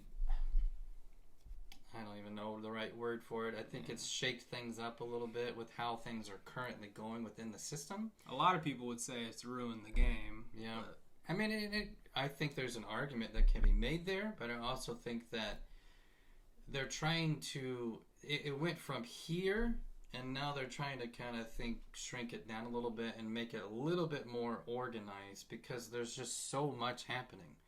So just some things I found on a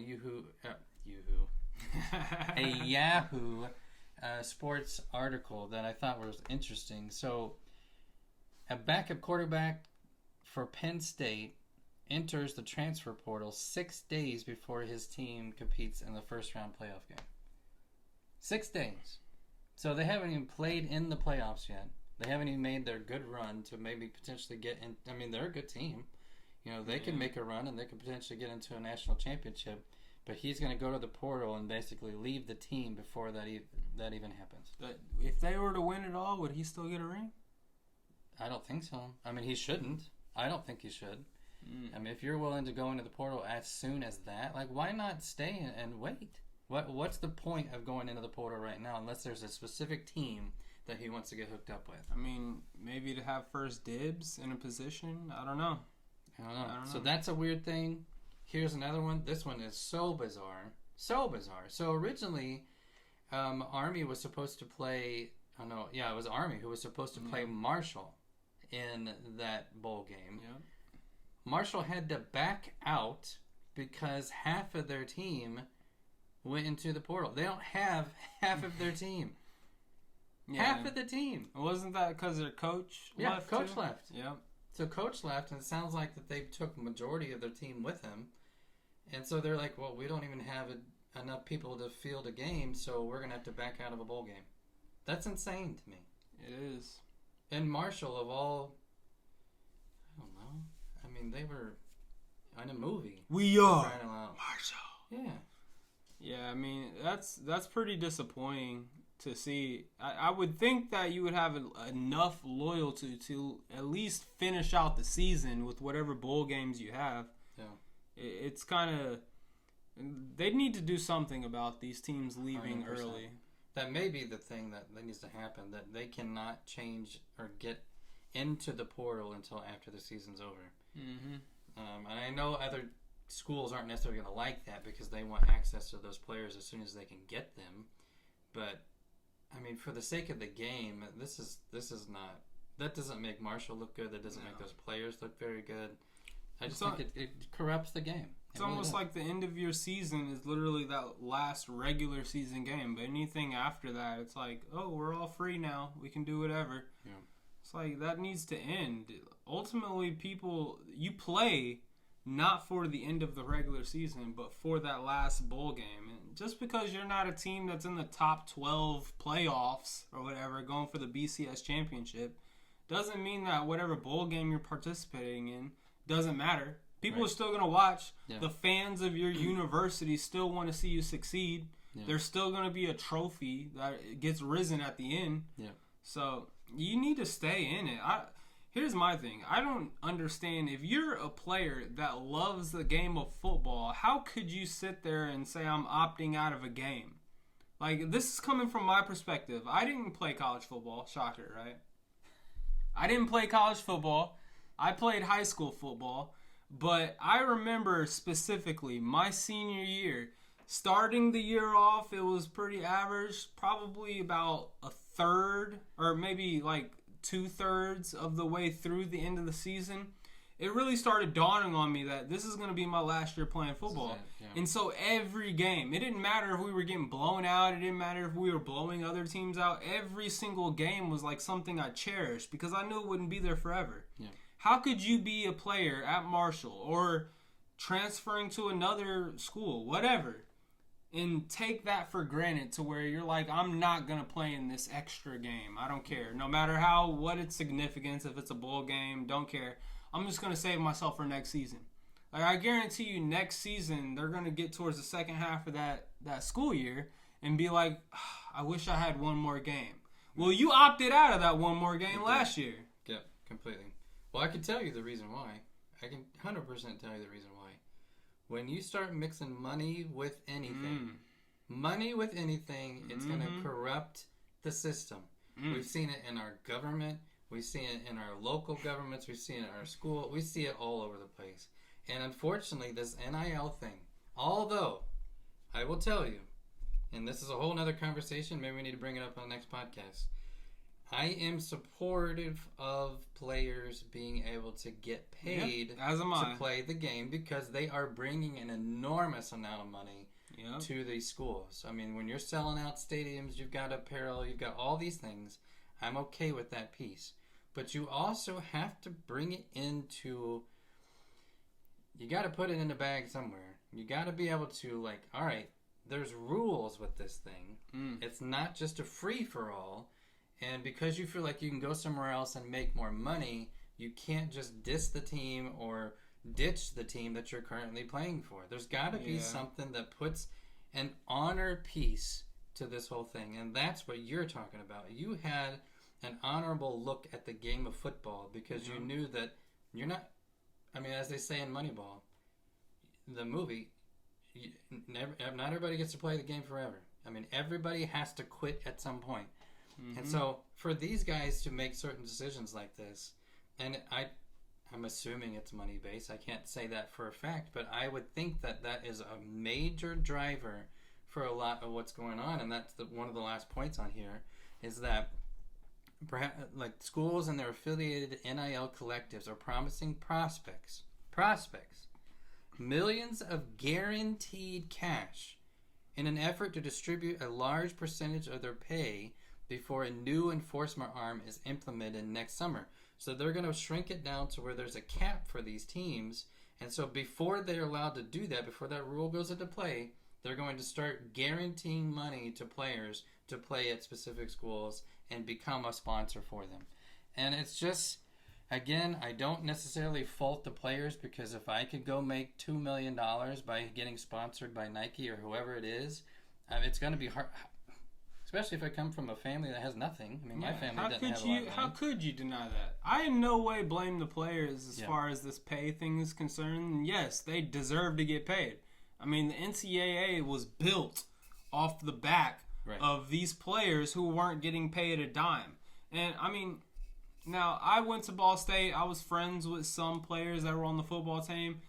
I want to destroy the notion that they weren't getting anything, okay? Because I went to college, and it was, like I said, Ball State's a really small school. It's not like you're getting 5-star recruits. Right. And these players were still getting written checks so that they could eat every week. It's not like they were starving, all right? But definitely you're bringing in the amount of money that you're bringing into your university. You deserve a cut of that pie. Yeah. Now, it has gotten out of hand.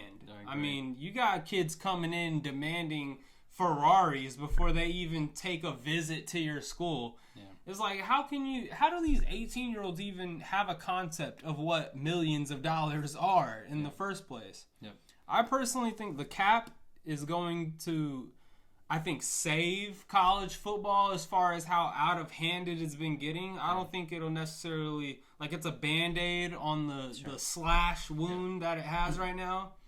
But they have to figure something out as far as, I mean, maybe you have it in a situation where, you know, depending on your program's prestige, every single player that is within the roster gets a certain amount and it's all equal. Sure. Like, maybe you have something like that. I really don't know what the solution here is, but it's getting out of hand. And if you're a player that's coming out and you're like top 20 country, top 20 player in the entire country or whatever, and you're deciding the school, you definitely have leverage to say, hey, well, this school is going to pay me $1 million more. I'll just go there. Yeah. That's just so dumb. It takes away the heart of what football is supposed to be, what people came to watch football, and the pride for their program. If you're having a player that's coming to your program just because they're getting paid millions and they decide to enter the transfer portal, which is another, you know, whole entire conversation of how these kids can transfer teams every single year if they wanted to. Right. It's just, it's getting a little ridiculous. It's getting a little out of hand. And I think that ultimately it's going to lessen the value of play that you're going to be seeing when it comes to these players who, like I said, my mentality when I was in high school is this could be my last game. I love my brothers here at my high school. I'm going to sell out on every single game that I have in the second half. You're not going to be seeing that. You're not going to be seeing the old college rivalries. Like I watched the documentary on the Miami Hurricanes back in the day, and like they were all in.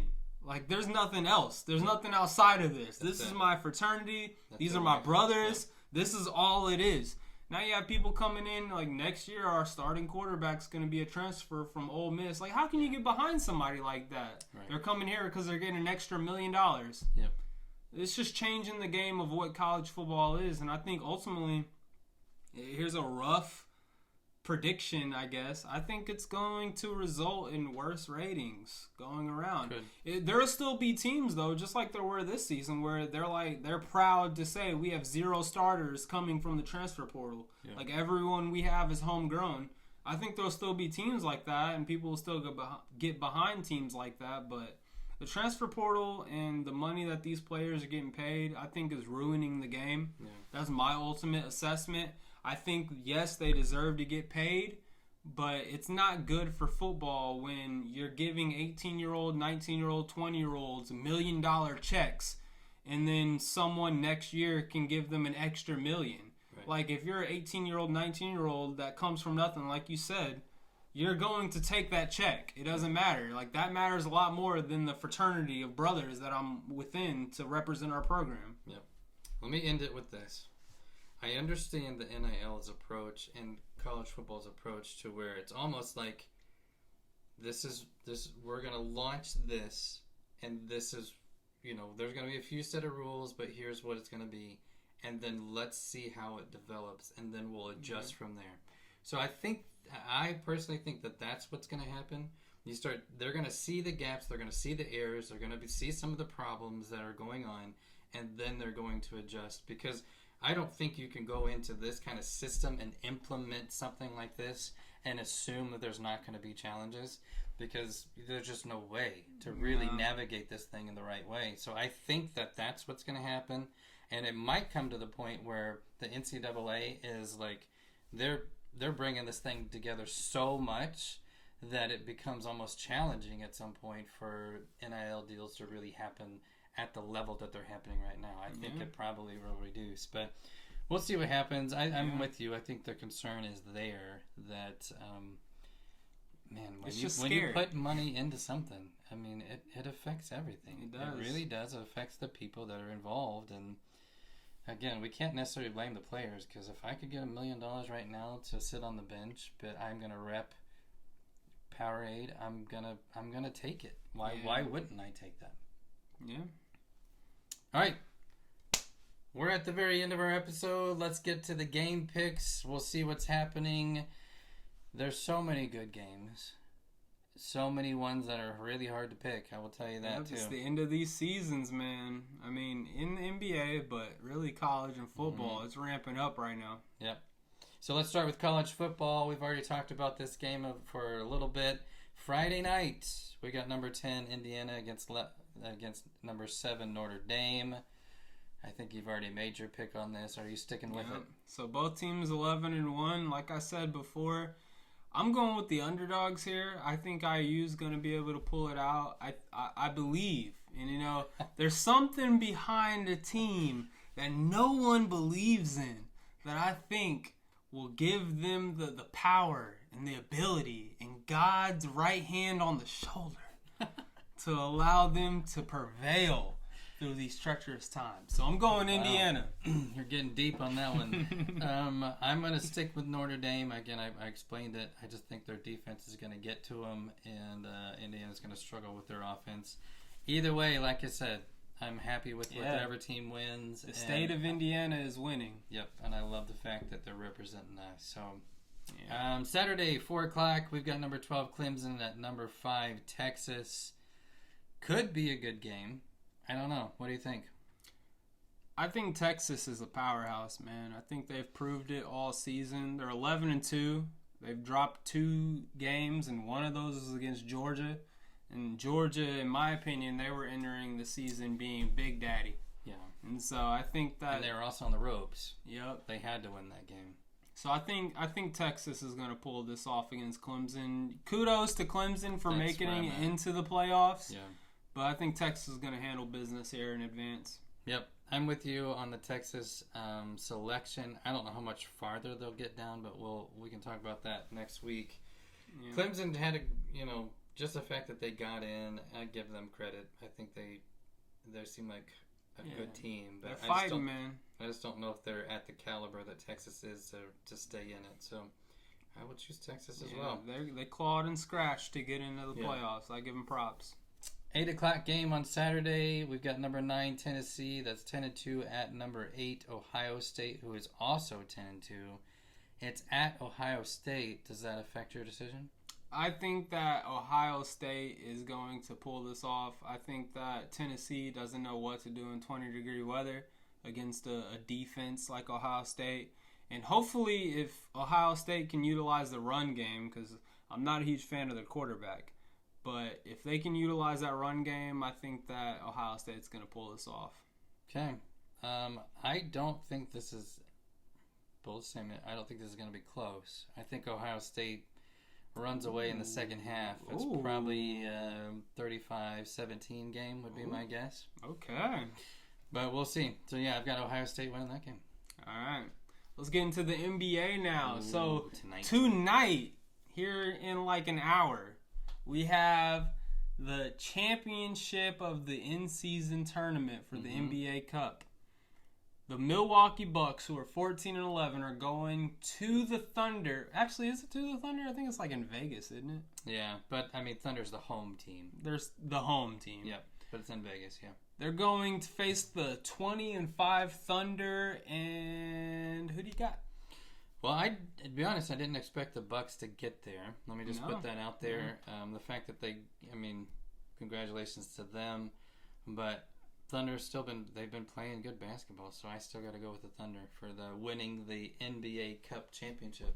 Yeah, I mean, you can't argue with a 20-5 record, and they're just a complete team. They're solid at every position. Now, I will say, at their 4 position, they have Jalen Williams, who is an undersized 4, and they may change some things around here and there, which would create mismatches in other places, but theoretically, he would be the one guarding Giannis Antetokounmpo. Giannis is a 6'11" freak of an athlete. Yes. Jalen Williams is 6'5". He's a perimeter player, a shooter. He's not very good in the paint. Could be a mismatch. I have faith that the Thunder are going to work out a game plan to be able to at least score more points than he can, carry with the Bucks. Since he that's might the score league 50, we're in. but still beat them. Yep, exactly. So I'm still taking the Thunder as well. Okay. And then Thursday we got Warriors, who are 14-11. They're going to the Grizzlies, who are 18-9. Who do you got? Well, last time we had the Grizzlies, we had them beating the Lakers. Now, it was in L.A., so this was a little different. It's going to be at Grizzlies. Warriors have been playing pretty good basketball recently. I will give them that. But with it being a home game, I'm going to stick with the Grizzlies. Last time I went for the Grizzlies, they disappointed me. But last time I went for the Warriors, they also disappointed me. But they did get, kind of screwed in that game with the refs. You're correct. I think I'm going to take the Warriors. Okay. I think I'm going to go with the 14-11 Warriors beating the 18-9 Grizzlies. Records don't matter, baby. And then finally, Friday night, the Bucks are playing again. 14-11.